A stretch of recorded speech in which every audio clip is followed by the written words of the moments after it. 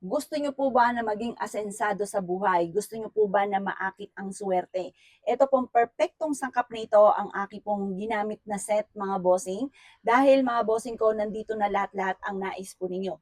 Gusto niyo po ba na lumambot ang puso sa inyo ng mga tao ng inyo pong nakakasalamuha? Etong set na ito ang dapat meron po kayo. Gusto niyo po ba na mas maging malapit ang suwerte at mag-stay na sa inyo ang suwerte at hindi laging patikim lamang ang suwerte? Etong set na ito ang dapat meron po kayo. Unahin muna natin sa kristal na ito na pink na pink. Ang kristal na ito, mga bossing ko, ay nagtataboy ng malas at ang pink ay magpapalambot ng puso ng mga taong nakakasalamuhan ninyo. Lalo na kung negosyante ka. Naku, kung sino man na makakasalamuhan ninyo ay kumbaga gagaan ang loob sa inyo. Bibili po yan at magiging suki at kaibigan nyo pa po yan mga bossing.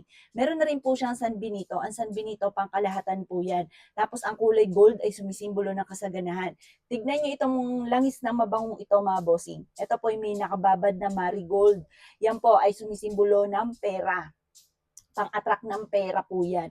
Tapos meron na rin po siyang chamomile na nag-a-attract ng pera at siksik-liglig, napakarami po niya mga bossing ko na Libyan stone mga bossing. Yan po yung Libyan stone for abundance. Tapos nilagyan ko rin siya ng kawayan na good of fortune mga bossing. O, gintong-ginto po yan mga boss. Wala ka nang ibang hahanapin pa kundi isusuot niyo po ito para maging ibang dating mo lagi sa ibang tao mga bossing at maging friend niyo po sila at malayo ka sa anumang kapahamakan at ikaw po ay mas malapit ang swerte lalo na sa pera mga bossing. Kung lagi kayo nag-aaway ng karelasyon mo, ito po, perfect po ito para sa inyo, para matigil na yan or mga tukso na hindi maiwasan para matigil na po yan mga bossing.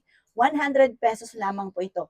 Kapag sa amin kayo nag-abel, ritualado ang lahat ng aking mga pampaswerte. May pahid po ito ng langis mga bossing ko at may kalakip na nga pong panalangin na kayo po maging matagumpay, makamit ang lahat ng mga pinapangarap at malayo sa anumang kapahamakan. Abel nyo na po ito mga boss.